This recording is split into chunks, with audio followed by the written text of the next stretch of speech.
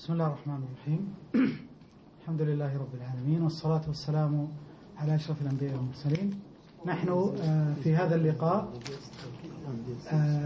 ندشن حدث هو الأول من نوعه في المملكة العربية السعودية. لا شك جميعا تسمعون عن مسابقات الريبوتكس، ونحن الآن مع شركة تعتبر من أرقى الشركات في العالم التي تصنع هذه التقنية للمرحلة الثانوية وبدايات المرحلة الجامعية.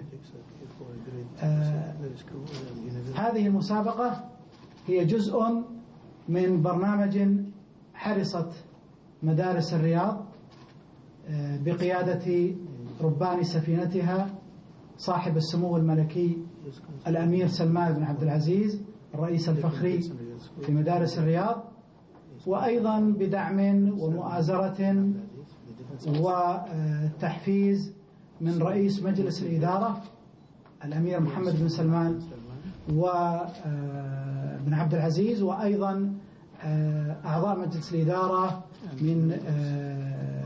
من لهم باع طويل في المجال التربوي والتعليمي.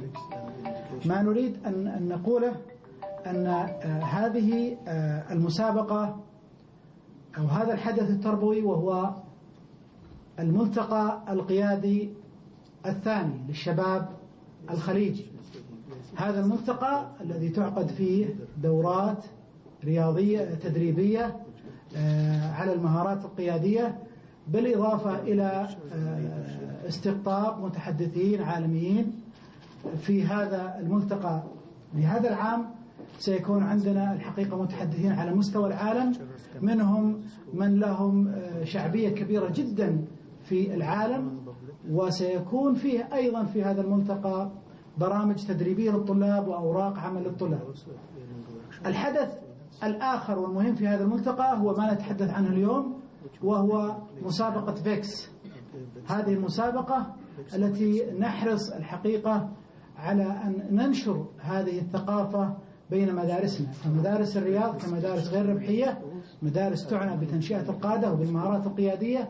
نرى أن مثل هذه البرامج هي ليست برامج للتنافس فقط في مهارات محددة، بل هي الحقيقة برامج لنشر ثقافة تربوية مهمة جدا، وهي التعلم من خلال الممارسة، وكذلك بناء فرق العمل والمهارات القيادية والتكامل بين العلوم الطبيعية وبين الممارسة التطبيقية في التكنولوجيا. فنحن الحقيقة ندشن هذا الحدث التربوي، ونتوقع إن شاء الله أن يكون حدثا ناجحا، وندعو المدارس المتميزة إلى المشاركة في هذا الحدث، باعتبار أنه فرصة الحقيقة للفرق الفائزة ليس فقط أن تشجع وتسهم في نشر مثل هذه الجهود، بل أيضا المشاركة على مستوى العالم. فالفريق الفائز الأول والثاني والثالث تتاح لهم الفرصة للمشاركة في الولايات المتحدة الأمريكية في المنافسات النهائية، والذين يشاركون هناك الحقيقة مميزات يحصلون عليها من إذا حققوا نتائج إيجابية في المشاركة العالمية. هذا مختصرا، وسنترك الحقيقة أي تفاصيل للإجابة على أسئلتكم الكريمة. والآن أترككم مع رئيس شركة فيكس ليتحدث قليلا عن هذه المسابقة ورؤيته لهذا الحدث التربوي. شكرا لك. Good afternoon. مساء الخير جميعا. I'm very excited to be here. It's my first time in Saudi Arabia. I'm very impressed with the school, with Riyadh schools. أنا جدا متأثر في وجودي في هذه المدارس للمرة الأولى. It shows what innovation and education can do, no matter what country you're from. التي تظهر وتبين مدى الإبداع والابتكار. We're very excited about the partnership between Riyadh schools and Vex Robotics. وأيضا نحن مهتمين جدا في هذه الشراكة بين فيكس ومدارس الرياض. ومهتمين as many of our philosophies are the same. حيث أن جميع الفلسفات هي مشتركة بيننا. The prevailing practice here at Riyadh schools of learning by doing is the same exact philosophy and mission that we have at Vex Robotics. فلسفة مدارس الرياض هي التعلم من خلال التدريب، هي نفس فلسفة شركة فيكس أيضا. We believe that Vex Robotics design system in the hands of these brilliant young minds will cultivate their learning and cultivate their ability to become better leaders. ونعتقد أن وجود منتجات شركة فيكس بين أيدي الطلاب سوف تحصد الكثير من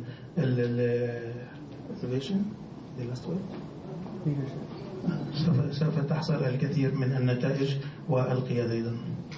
We are very excited about the years to come and how these students will utilize the Vex Robotics design system and the Vex Robotics competition to further their skills and their abilities to lead and teamwork and critical thinking. وأيضا نحن مهتمين أيضا خاصة في السنوات القادمة كيف سيعمل الطلاب جميعا كفريق واحد.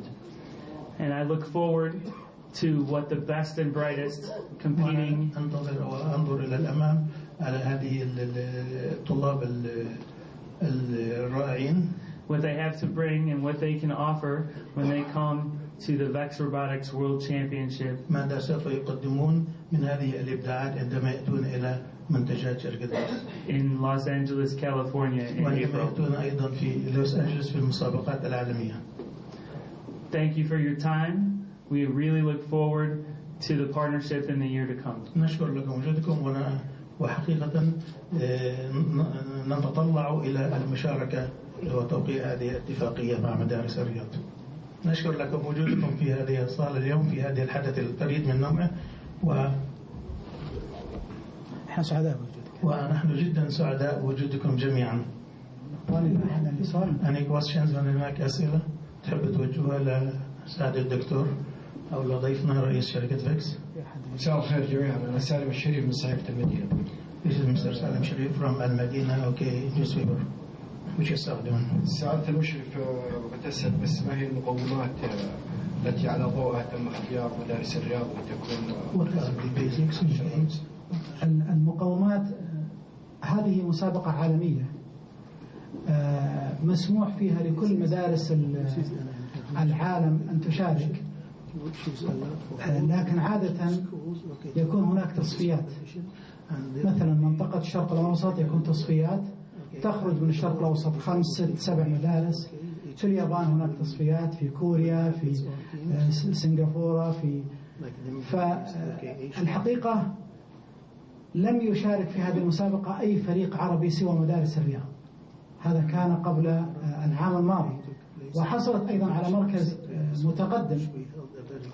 ورأينا الحقيقة نحن مدارس الرياض كمدارس غير ربحية لها هدف الحقيقة نشر مثل هذه الثقافة في المجتمع، فنحن دعونا شركة فيكس إلى المنطقة وحرصنا على أن نستفيد من هذا الحدث التربوي وهو ملتقى القيادات الشابة الثاني لكي ننشر هذا الفكر وهذه الثقافة. فعمليا ليس هناك معايير محددة، إنما هي دعوة من مدارس الرياض وقناعة من شركة فيكس بأن مدارس الرياض شريك قادر على تحقيق هذا الهدف. بندر الشريدة من جريدة الشرق الأوسط. تفضل. في حال اعتماد هذه النموذج كمنهج للمدارس مستقبلا، فمع العلم أن سبق أنها تمثل وزارة التربية والتعليم في بعض المدارس، لكن هل يثبت جدواها من ناحية التلقين، من ناحية المعلم نفسه أو المدرب نفسه يا دكتور؟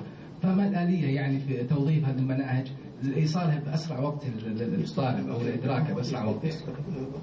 هو الحقيقة أشكرك، سؤال ممتاز. يعني هناك من ينظر إلى مثل هذه الفعاليات باعتبارها اسمحوا لي ترف تربوي. عمليا أنا أتكلم من واقع تخصص. عمليا الحقيقة الإيجابيات التربوية التي يحصل عليها المشارك كثيرة جدا.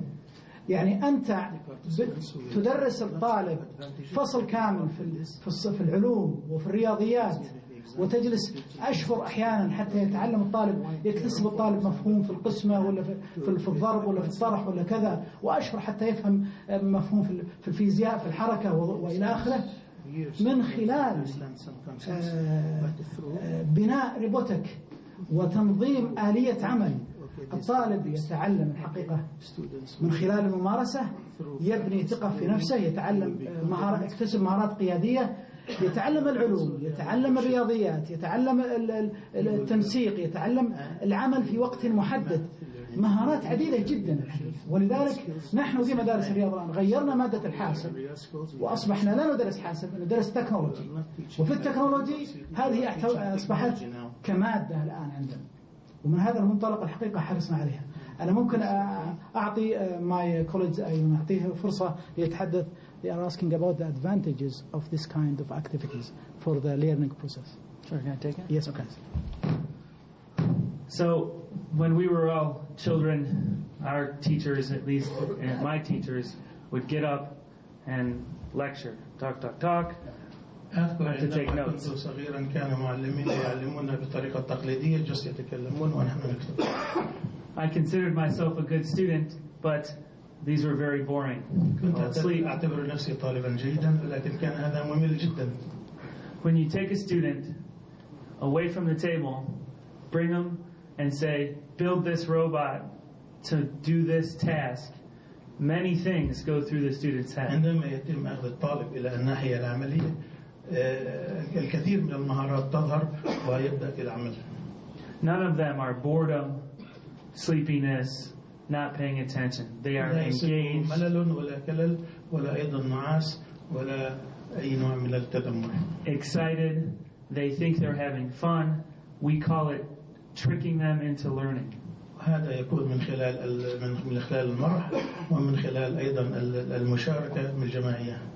The byproduct of this is students naturally work as a team, develop a learning hierarchy, or who are the leaders, who are the followers. هنا يبدأ الفريق يتعامل كفريق واحد بحيث أن يكون هناك قائد ومن يقود هذا الفريق. Who are the innovators? Who are the builders?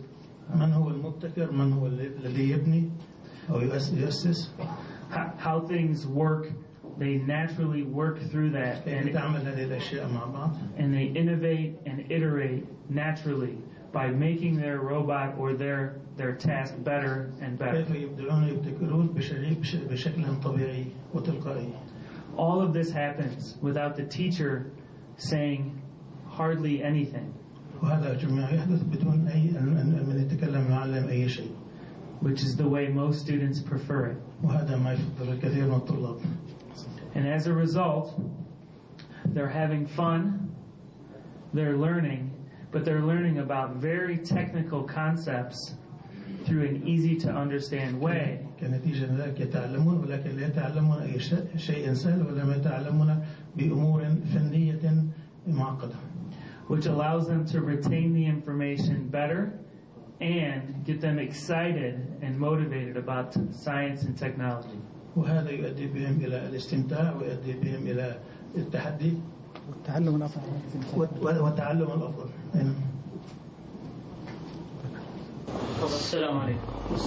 سلمان الجندي رئيس نادي السعودية روبوتكس، عضو في جمعية المخترعين السعوديين، مطور في شركة ليجو روبوتات. ما هي الفرصة للمطورين والمخترعين في مجال حقائب الروبوت؟ أخوي سليمان، دعني أنا بجاوب وبعدين بعطيه، بس إذا كان فهمي للسؤال صحيح. أنت مطور وتقول في حقائب تدريبية. أنا مطور حقائب شركة ليجو. جيد. تطورها، تعمل لها موائمة هنا في البيئة. شركة الليجو طارحة على حقائب الNXT اوبن سورس سوفت وير وهاردوير اوبن سورس. وتركتها للمطورين لتطوير الحقائب هذه، يبتكر سنسور، يبتكر سوفت وير خاص به، فتكون مطروحة للتطوير كمطورين والطلاب كحقائب روبوتية يتعلم فيها. Yes, we do a similar thing. We have various different items, some of which are meant for the younger children that are closed, but we also have products that are open source for hardware and software developers. لدينا العديد من هذا، ويمكن أيضا للشباب أيضا أن لهم دور الشباب أن يطوروا ويبتكروا معهم. نبارك لكم طبعا هذه الشراكة. مساكم الله بالخير جميعا. سلطان الثقفي من مركز الملك. تفضل. هذه الشراكة ونتمنى إن شاء الله أن نشوف انعكاساتها على طلابنا. لكن سؤالي لكم سعادة المدير العام، هل مدارس الرياض كمدارس رائدة طبعا في الرياض والمملكة ستتيح الفرصة للمدارس الأخرى بحيث أنها طبعا ممكن تساهم من خلال طبعا هذه الشراكة؟ ما في شك الحقيقة، يعني أنا أكرر دائما نحن في مدارس الرياض لدينا 4 أهداف استراتيجية في خطتنا الخمسية الثانية. واحد من هذه الأهداف الاستراتيجية خصصناه لمشاركات مدارس الرياض للمجتمع. وما هذا الحدث التربوي الذي نحن نتعب ونبذل جهد ونأخذ من أوقاتنا إلا جزء من تحقيق هذا الهدف. فالمسابقة هي دعوة لكل المدارس أن تشارك، والملتقى هو دعوة أيضا للطلاب ليس فقط من المملكة العربية السعودية بل حتى من الخليج أن يشاركوا. والفكرة لا تكمن فقط في أنك تأخذ الطالب وتدربه، بل أيضا تنشر الثقافة نفسها وتتيح الحقيقة لغيرك أن يتعلم من هذه الخبرة ويستفيد منها، سواء كان معك في نفس المكان أو في مكان آخر. فنحن حريصون، بل نحن اتفقنا مع الشركة أننا لنا الحق في ترجمة الحقائب التدريبية، وأيضا إذا احتاجت لها مدارس أخرى تستفيد منها فنحن نرحب بذلك. الفكرة أن نحن ننشر هذه الثقافة ونساعد على مثل هذه البرامج التعليمية النوعية. دكتور عبد الله، حققتم جوائز دولية وليس على المستوى المحلي، ما الجديد في هذه المسابقة عشان تشاركون فيها وعشان تسوون الاتفاقية؟ هذا الشق الأول. نعم. هذا الشق الثاني. الشق الثاني كم قيمة هذا العقد والاتفاقية؟ الشق الثاني مرافق. طيب خلينا على الشق الأول والجزء الثاني. نحن فعلا حققنا ولله الحمد جوائز دولية وهذا شيء طيب، لكن هذه المسابقة بالذات غير موجودة الآن على مستوى المرحلة الثانوية بشكل خاص في المملكة العربية السعودية. هذا أول وجود لها من خلال شركة فيكس. شركة فيكس نحن بحثنا الحقيقة فوجدنا أنها تقريبا من حتى التكنولوجيا المستخدمة في المسابقة دي عالية جدا. هي كانت أصلا للكوليجز للجامعات الكليات، والآن بدأوا في المرحلة الثانوية، فهي يعني تكنولوجيا عالية جدا. فنحن الحقيقة نريد من هذه التكنولوجيا أن تكون موجودة. نحن لن يعني عندما أقول مدارس غير ربحية، وهذه مفهوم الحقيقة وأحب أن أصحح لكثير من الناس، لا يعني أن احنا لا نربح. المدارس غير الربحية تربح، ولكن أرباحها تعود في تطوير المؤسسة نفسها. فنحن من هذه المسابقة هناك الحقيقة رسوم على كل المدارس التي تشارك.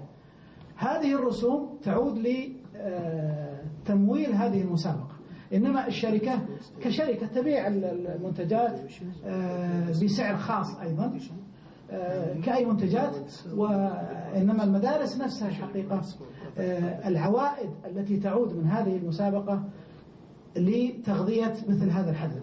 ففي المحصلة النهائية المدارس لا تدفع من ميزانيتها. السؤال الشق الثاني ولا ترى نسيته يا منصور؟ قيمة العقد. ما في عقد الحقيقة، هو اتفاقية أنه العقد مبني على شراء المدارس. المدارس تشتري. والوزارة هتشارك؟ الوزارة الحكومية، يعني المدارس الحكومية ليس لديها ميزانيات. هذه أنا ودي أسأل ممثل الوزارة من معنا من الوزارة، الظاهر أبو محمد عبد الرحمن. ونعم أهلا وسهلا أخينا. معنا الحقيقة الأستاذ نبيل بدير من مؤسسة نهضة. تفضل أخي نبيل.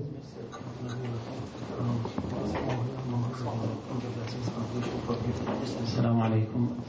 نبيل بن محمد البدير مدير عام موهوبين وزارة التربية والتعليم. أهلا وسهلا. حقيقة أنا حضرت لنحظى بدعم هذا المشروع والشكر مدارس الرياض على هذا النوع من المبادرات، لأننا في التوجه في وزارة التربية والتعليم أن تكون المدرسة مؤسسة قائمة بذاتها، تعمل على الشراكات، تعمل على إيجاد البدائل التربوية التي تخدم الطالب وتنشئ طلاب القيادات الجيدة من الطلاب.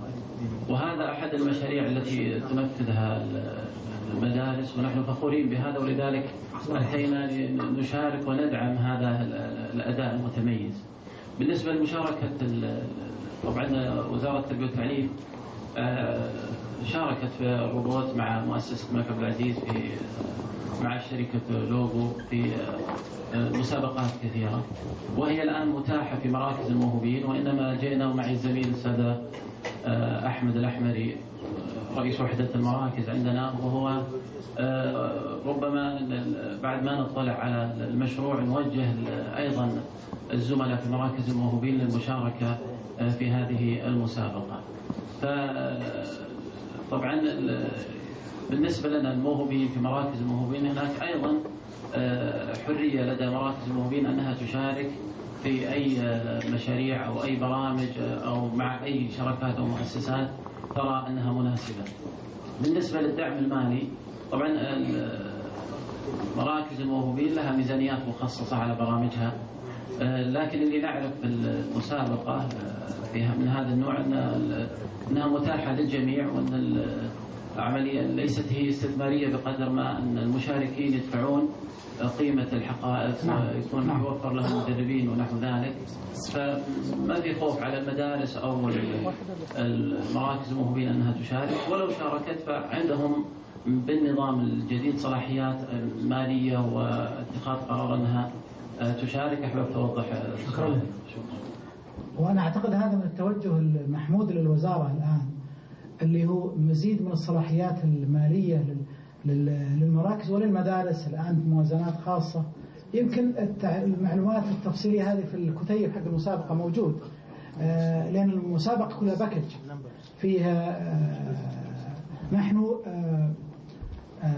عملنا الحقيقة على نوع من التعديل شوي على المسابقة لأسباب تقنية فقط، وبالتالي يمكن الحقيقة أعتقد مرتبطة بالكهرباء والتردد الكهربائي فموجود كل التفاصيل. أنا أعتقد الباكج كلها مع السكن مع كل شيء لا يتجاوز 12,000. بالطبع ليست على الطالب، على الفريق، فيكون مثلا 3 طلاب يأتون يسكنون وكذا.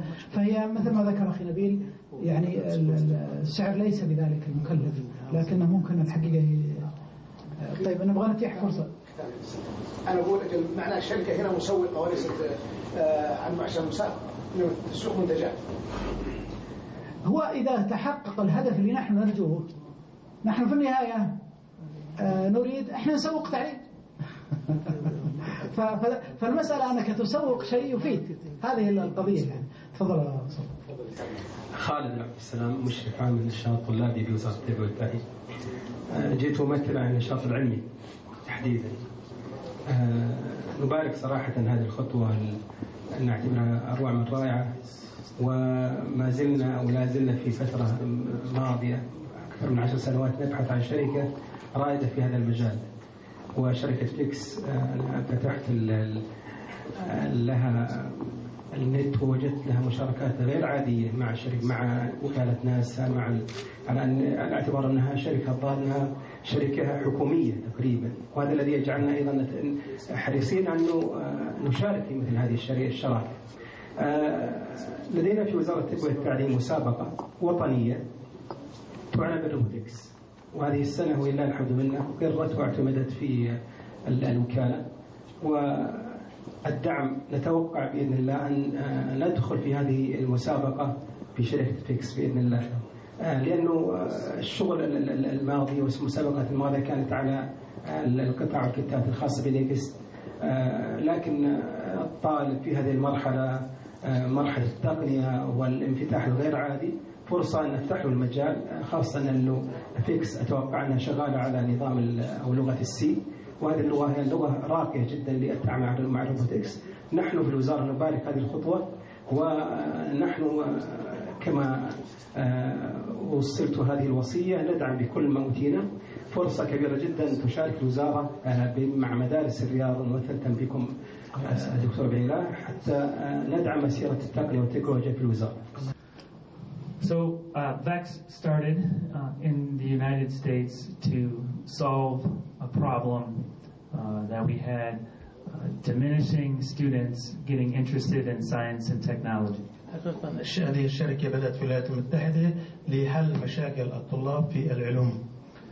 As we spread across the United States and Canada, وعندما تم الانتشار في أمريكا وكندا, we had inquiries from other countries like China, Mexico, Colombia, وتم إضافة العديد من البلدان من الدول Singapore, Brazil, Malaysia, البرازيل وماليزيا والصين وغيرها, that they were having similar issues in their country. ولديهم نفس المسائل في المشتركة في بلدانهم. So we decided to take the competition internationally and promote the VEX robotics design system. لهذا قررنا أن ننشر هذه المسابقة دوليا وعالميا، مسابقة الروبوتكس المقصود.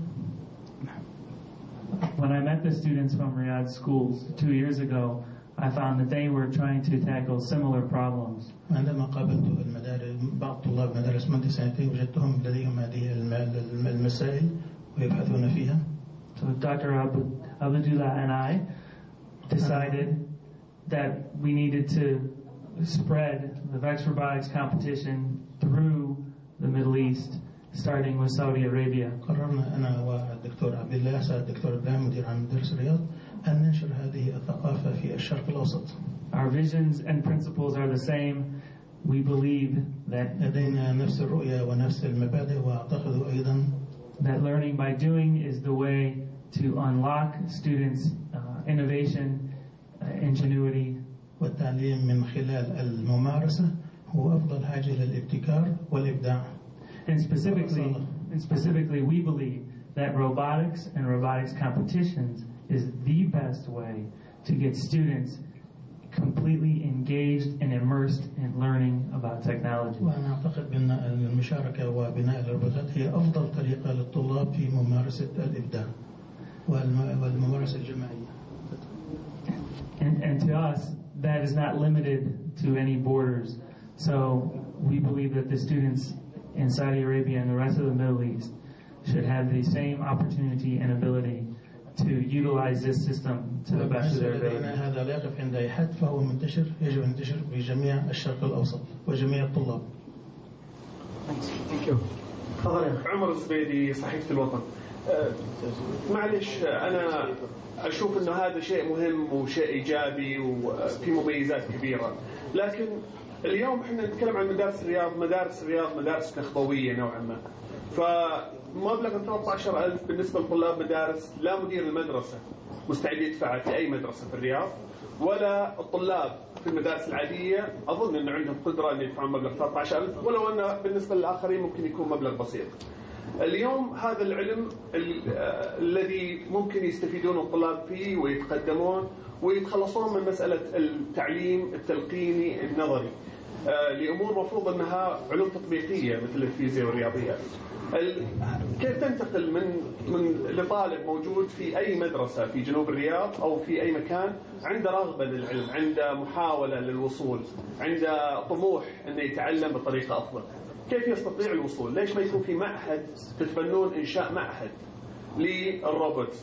العلوم اللي أنا اليوم لقيتها في البروشورز الخاصة فيكم في مدارس الرياض، في كثير من الأشياء المفيدة ممكن يستفيد منها كثير خاص من الطلاب خارج أسوار المدرسة.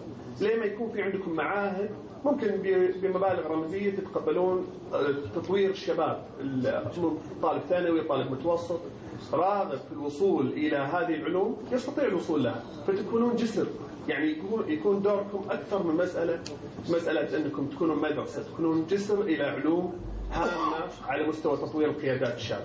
شكرا. شكرا لك، بس ذكرني الاسم. عمر الزبيدي. أخوي عمر، الحقيقة كلامك جدا رائع، وأنا أعتقد يعني أنت تتيح لي الآن فرصة أن أوضح رسالة قد يفهمها البعض بطريقة معينة. عندما تعمل مثل هذه الأحداث التربوية، لنفترض شارك في المسابقة، خليني أنا أكون جدا جدا متفائل وأقول شارك مثلا 300 طالب على مستوى المملكة كلها. 300 طالب ماذا يمثلون من 5 ملايين طالب؟ رقم لا يمثل شيء، لكن ليست الفكرة في 300 الآن، الفكرة في نشر هذه الثقافة. لما يكون معنا مثلا الأستاذ نبيل، الأستاذ خالد، أنتم يا أهل التربية والتعليم، نتبنى هذا الفكر، نبدأ كل واحد منا يؤسس في مدرسته، في مركزه. الآن أنا أعرف أن وزارة التربية والتعليم كما أشار الأستاذ خالد مشرف النشاط المدرسي في المدارس في الوزارة، أن في توجه قوي جدا لدعم هذا النشاط وتوفيره للطلاب في كل مكان. معنا الأستاذ الدكتور سلطان أيضا في مركز الملك عبد العزيز للحوار. هذه قضايا مهمة جدا.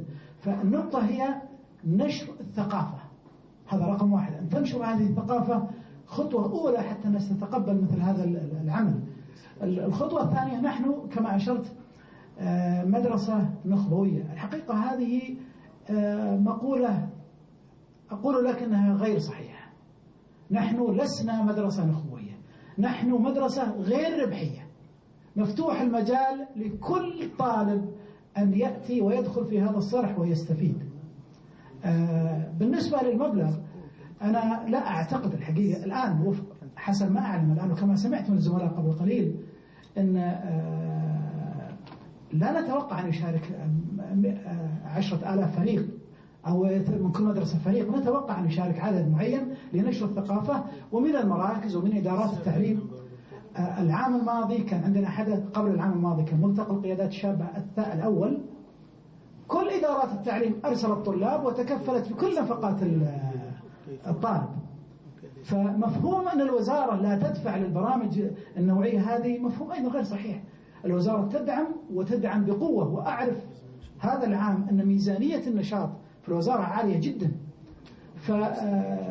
لكن نحن نريد فعلا أن ننشر الثقافة وأن نتيح الفرصة للمبدعين، وأن تكون هذه المادة غدا مادة في كل مدرسة. ولهذا نحن في المدارس كمدرسة غير ربحية نهدف إلى بناء النماذج.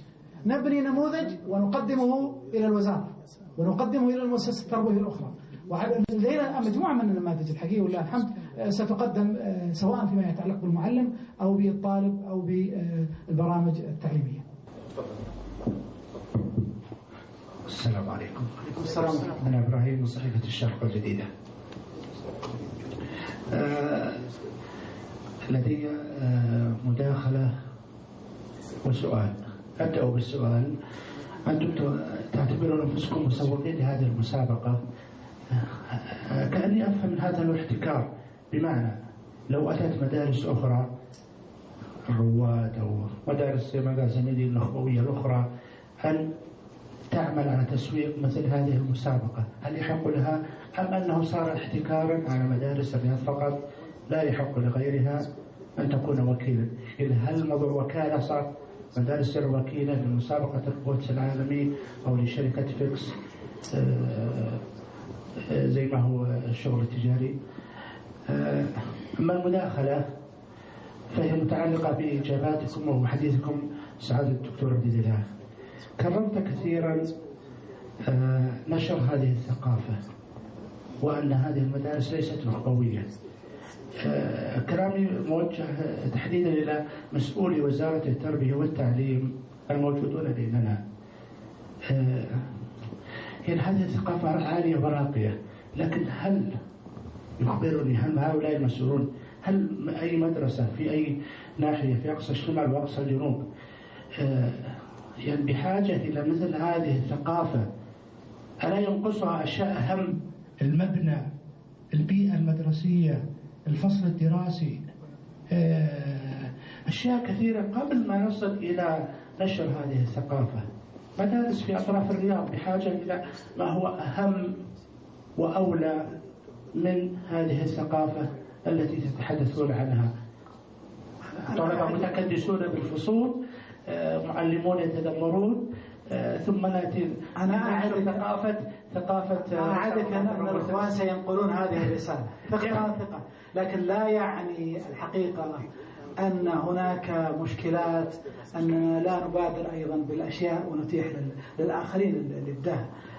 أنت تعلم وأنا أعلم الحقيقة أن في كل مجال هناك احتياجات وهناك قصور، لكن لا يعني هذا التوقف إطلاقا. نحن ننطلق ونتحرك، ولعلمك المملكة العربية السعودية تعتبر الحقيقة من الدول المتميزة في المشاركات الدولية الآن في العلوم الرياضيات حسب ما أعلم، وفي براءة الاختراعات فأنا أقصد الحقيقة ننقل هذه المشكلات إلى وزارة التربية والتعليم مرة أخرى، ونكون نحن في مسابقتنا وهمومنا الحقيقة التقنية إن صح التعبير. سيد الفاضل، من يشاركون في هذه المسابقات التي تتحدث عنها من أين يأتون؟ من مدارس معروفة صارت معروفة محدودة، وأنت قلت قبل قليل لدينا أكثر من 5 ملايين طالب. هل يأتينا نشارك في هذه المسابقات من غير مدارس؟ أتوقع ما اسمها زميل النخبوية. أتوقع هذا أكيد يفترض يا دكتور أن نكون يعني أكثر وضوحا مع أنفسنا قبل ما. تقتنع ثقة يا أخي أنه يشارك طلاب من المدارس كلها. So thank you for that is a very good question. نشكرك على السؤال الجيد. Let me be very clear. The VEX robotics competition is not meant to be an only elite competition. هذه المسابقة ليست فقط للمدارس النخبوية. We call it a scalable design system so that it is very easy to use at the beginner level. وهذا هو سهل جدا لاستخدامها للجميع بالمستوى الأول. But more advanced children can be challenged by some of the complexity at the high end. So simple and easy, but can be advanced if the user wants to make it advanced. الطلبة المتقدمين يستخدموا هذا النموذج المتقدم أيضا. What is very important about this partnership is in any region where you want to start this type of endeavor, you need a partner that can be the champion, be the first one to organize. لنشر هذه المسابقة أنت تحتاج أيضا إلى شريك أن يكون البادئ والأول لنشر هذه المسابقة. So the agreement between Riyadh schools and VEX robotics is very simple. والاتفاقية بين شركة فيكس ومدارس الرياض هي سهلة وبسيطة جدا. And there are 2 main items. First item is VEX robotics and Autodesk have created a in the classroom curriculum. أنا عفوا حضرت متأخر فيمكن قد أجيب عليها، لكن بودي أن أعرف كم عمر هذه المسابقة أولا، وهل هذه المسابقة تقع بحكم خبرة السيد بود تقع تحت مظلة البحث العلمي أو الابتكار، والتصفية النهائية اللي تحتضنها كاليفورنيا هل هي محددة لفئة سنية معينة أم يدخل هناك شركات أو غيره؟ السؤال الأخير، المشاريع المتميزة اللي ستفوز في النهاية، هل شركة فوكس ستقدم خدمات لهذه المشاريع وتتبناها أم فقط ينتهي دورها في التكريم؟ The competition started in 2004. It's considered both. هي حقيقة تقع بين اثنين، البحث العلمي والابتكار. ممكن تدخل في المسارين. طيب التصفية النهائية الميكروفونية هل هي مقتصرة لفئة سنية محددة أم ممكن يدخل شركات في المسابقة؟ So we have 3 different levels, age levels at. هناك 3 مراحل عمرية. We have a division for universities. هناك للجامعات. A division for high schools. للمدارس أيضا. And a division for middle school. For middle school. What do you call it? Junior. Yes, middle schools. Middle schools. متوسط ثانوي وجامعي. طيب السؤال الأخير للسيد بول، هل المشاريع متميزة هل تجد دعم من شركة فوكس أم فقط ينتهي دور الشركة في تكريم الفائزين؟ Last year, yes, so the winners usually have companies sponsor them. بالنسبة للفائزين سيجدون هناك الكثير من الشركات تدعمهم. And there is some scholarship support from some universities وبعض المنح الدراسية من الجامعات الأمريكية for the winners of different divisions. للفائزين بالمراحل المختلفة التي ذكرها. As a matter of fact, last year's World Championship winner, على سبيل المثال الفائز ببطولة العالم السنة الماضية, a company purchased the robot that the students built. في السنة الماضية يقول أن في الفائز ببطولة العالم تم إنتاج هذا الروبوت من قبل الشركات، والكثير حصل على منح دراسية في الجامعات الأمريكية. السؤال الأخير للدكتور عبد الإله، الآن مؤسسة موهبة لأكثر من سنتين تبحث عن مسابقة متميزة في مجال الريبوت حتى تتبناها لطلبة المدارس المملكة العربية السعودية. هل من الممكن دراسة هذا المشروع مع مؤسسة موهبة ليدخل هذا كأحد المسارات تحت مظلة الأولمبياد الوطني الإبداعي العلمي؟ وبلا شك إدخاله تحت هذه المظلة سيجد أبناء الطلاب دعم كبير، خاصة في التكلفة اللي 13,000 الحقيبة. ممكن المؤسسة والوزارة تجد طريقة تسهل حصول الطلاب أو تبني مشاريع على الأقل الطالب يكون تقديم ورقي، وإذا رأوا أنه جيد ممكن يدعم بالحقيبة عن طريق الموهبة أو المؤسسة.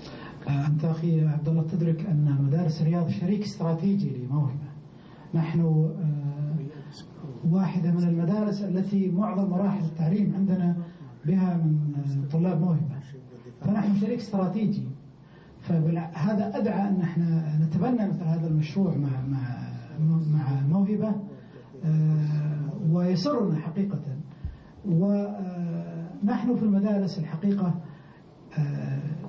فعلا نبحث عن الأميز، ووجدنا فعلا في هذه الشركة وفي هذا البرودكت المنتج الموجود يعني تميز في التكامل بين العلوم والرياضيات و إن صح التعبير المهارات العلمية المتطورة للطلاب. فنحن نعتقد الحقيقة أن النموذج هذا ممتاز ونوعي، ولعلك ترى الساحة الآن للمسابقة المتوقعة لهذا العام، يعني هناك جهد يجب أن يبذله الطالب حتى يبرمج حركة الروبوتكس لكي يحمل ويضع وتكون في منافسة مزدوجة. فالحقيقة العمل نوعي جدا ومتطور. It's time for signing. Yes, yes.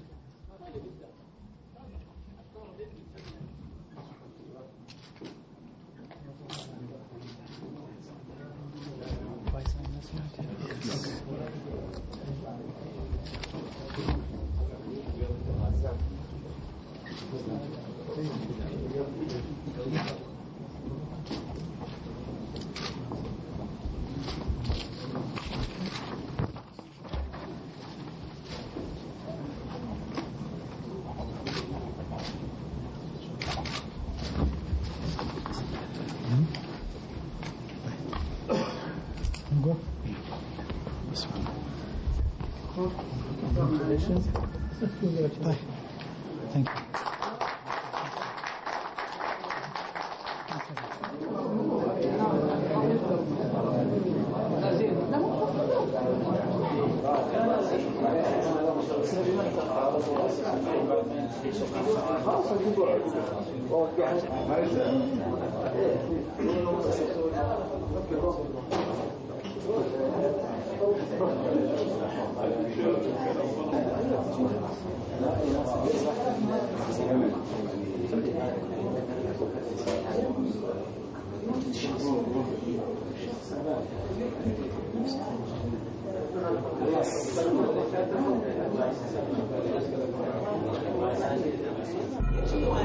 كن محسنا فيما بقي تعطى الشر أبدا أخفض من العملية ساعة قواعد جديدة